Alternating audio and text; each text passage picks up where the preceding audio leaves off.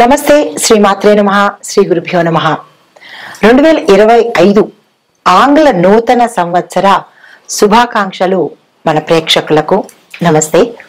అయితే ఈ 2025 కొత్త సంవత్సరం వచ్చేసింది అనగానే ప్రతి ఒక్కళ్ళలోనూ కొత్త కొత్త ఆశలతో పాటు కొత్త కొత్త కోరికలు, కొత్త కొత్త కళలు కూడా, అంటే పాత కళలను సాకారం చేసుకోవడానికి కొత్తగా ఈ సంవత్సరం కొన్ని డ్రీమ్స్, కొన్ని మోటోస్, అంటే కొన్ని గోల్స్ కొంతమంది పెట్టుకుంటూ ఉంటారు. అయితే వాటికి మన గ్రహాలు, మన జాతకంలో ఉండే ఆ ఫలితాలు కూడా అనుగ్రహిస్తే కనుక విశేషమైన ఫలితం చెప్పొచ్చు. కానీ ఓవరాల్ గా చూసినట్టయితే కనుక గత సంవత్సరం కన్నా ఈ సంవత్సరంలో ప్రతి ఒక్క గ్రహము, అంటే మనకి నవగ్రహాలు కూడా వాళ్ళ యథాశక్తి వాళ్ళు ఏమేమి చెయ్యగలరు, ఎవరెవరికి ఎలాంటి కోరికలు తీర్చగలరు అనే అంశంతో ఈ గ్రహాలన్నీ కూడా మేషం నుంచి ద్వాదశ రాశుల వరకు ఏదో ఒకటి మంచి మంచి శుభవార్తలు తీసుకురావడము, వాళ్ళ యొక్క బాధల్ని పోగొట్టడము, వాళ్ళకి సంతోషాన్ని ఇవ్వడము, కొంతమందికి సొంత ఇల్లు కలలు నెరవేర్చడానికి శని భగవానుడు తీవ్రమైన సంకల్పంతో వచ్చేసి 12 రాశుల వారికి ఆ సొంత ఇల్లుతో పాటు ఆ వాహనాలు, వస్త్రాలు, ఇంకా ఒకటేంటి లాటరీలు, ధనప్రాప్తులు, ఇలాంటివన్నీ శని భగవానుడు మిగతా అన్ని రాశుల వాళ్ళకి సమకూర్చాడు. అయితే దానిలో మేమేమీ తక్కువ కాదు, మేం కూడా మిగతా రాశుల వాళ్ళకి, మేం కూడా అన్ని రాశుల వాళ్ళకి, ప్రజలందరికీ కూడా మంచి చేద్దామని వచ్చేస్తున్నారు రాహు కేతు అన్నమాట. అయితే ఈ 2025లో రాహు కేతువులు ఒక ప్రతిజ్ఞ చేశాయి. ఏంటి తెలుసా?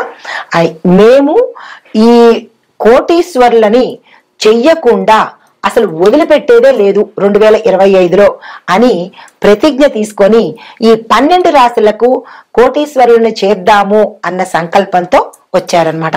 అయితే వేద జ్యోతిష్య ప్రకారము రాహు కేతులకు ఒక ప్రత్యేకమైన స్థానం ఉంది. వాళ్ళని ఏమంటామంటే ఛాయాగ్రహాలని, పీడగ్రహాలని, కీడు గ్రహాలని మనకి ఒక నానుడి ఉందనమాట. కానీ అవి కూడా చాలా మంచి చేస్తాయి అనమాట. ఆ గ్రహ అధిదేవతలు కూడా ప్రజలకు మంచి చేస్తాయి. ఏదైనా కానీ మన యొక్క కర్మ బట్టే ఏ గ్రహమైనా ఉంటుందన్నమాట.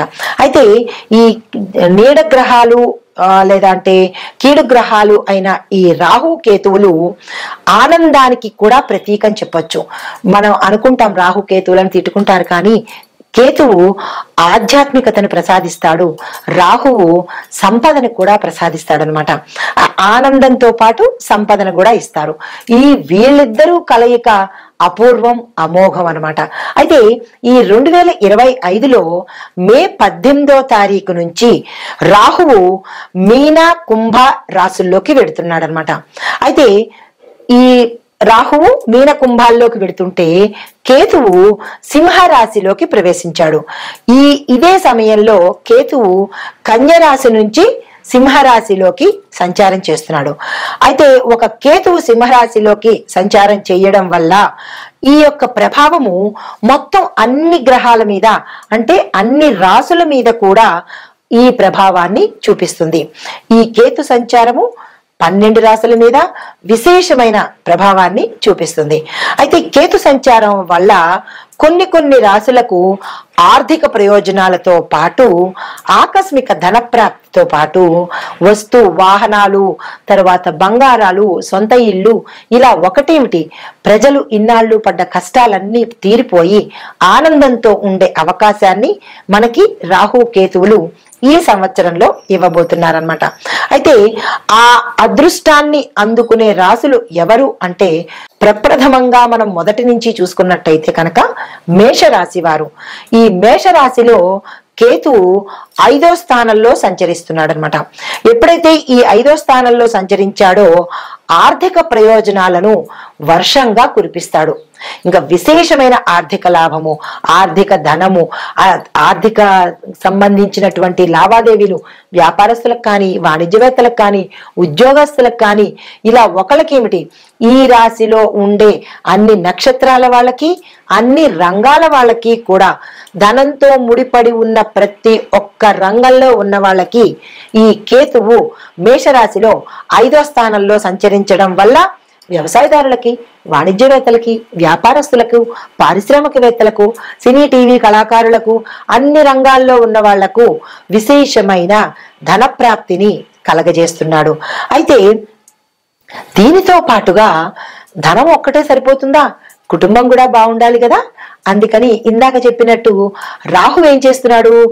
ఆనందాన్ని తెస్తున్నాడు. రాహు ఆనందాన్ని ఇస్తున్నాడు, కేతువు ధనాన్ని, సౌఖ్యాన్ని, లాభాన్ని ఇస్తున్నాడు అనమాట.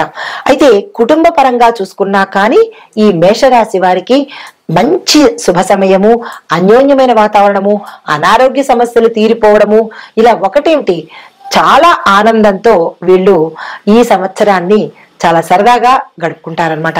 ఇది మేషరాశి వారికి రాహు కేతువులు కుటుంబ పరంగాను, ధనపరంగాను ఇస్తున్న వరాల జల్లు. నమస్తే, శ్రీమాత్రే నమః, శ్రీ గురుభ్యో నమః. 2025 సంవత్సరం కొత్త సంవత్సరంలోకి అడుగు పెట్టేశాము. ప్రతి ఒక్కరికి పేరు పేరున ఆంగ్ల నూతన సంవత్సర శుభాకాంక్షలు.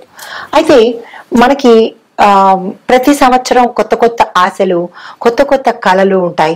కొన్ని కళలు తీరని కళలు గాను, కొన్ని కళలు కొత్త సంవత్సరంలో తీరుతాయేమో అని ఆశలు కూడా మనకి ఉంటుంటాయి. అందులో పెద్దగా కళలు ఏంటంటే సొంత ఇంటి కళలు. అంటే మనకి సొంత ఇల్లు గతంలో రాకపోయినా ఈ సంవత్సరంలో వస్తుందా, ఏ దేవుడైనా అనుగ్రహించపోతాడా అనే ఆశతో ప్రతి ఒక్కళ్ళం ఉంటామన్నమాట. అయితే మన ఆశను ఈ సంవత్సరం తీర్చడం కోసం కొన్ని గ్రహాలు మనకి ఈ పంటను, అంటే ఈ కలల పంటను తీర్చడానికి మన దగ్గరికి వచ్చేస్తున్నారు.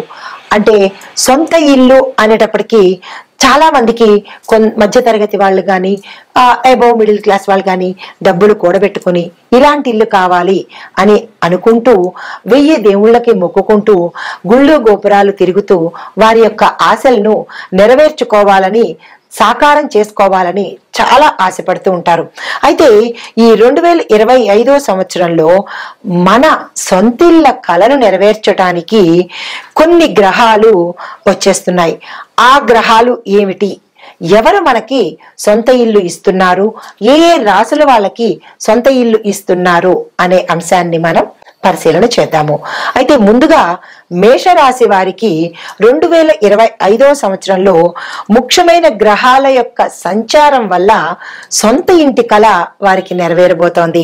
అయితే ఈ మేషరాశి వాళ్ళకి గతంలో నిర్మాణంలో ఆగిపోయినవి లేదా ఇప్పుడు కొనుక్కోవాలి అని అనుకున్న వాళ్ళకి శనీశ్వరుడి కారణంగా మేషరాశి వారికి 2025లో ప్రతికూలతలు ఉన్నప్పటికీ అది సహజము.